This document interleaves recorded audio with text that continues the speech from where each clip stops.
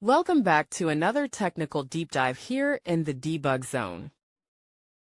Today we're tackling a big question and breaking it down with insights from other users.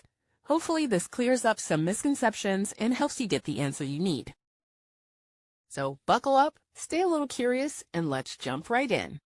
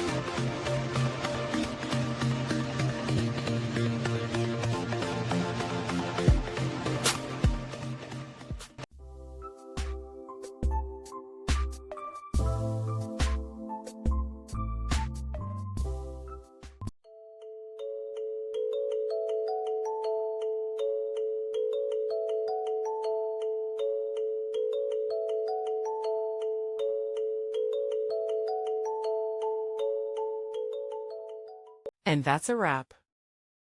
I hope you found the answer you were looking for. If you did, take a second to hit that subscribe button. It really helps out. And let me know in the comments which solution worked best for you. See you next time in the debug zone.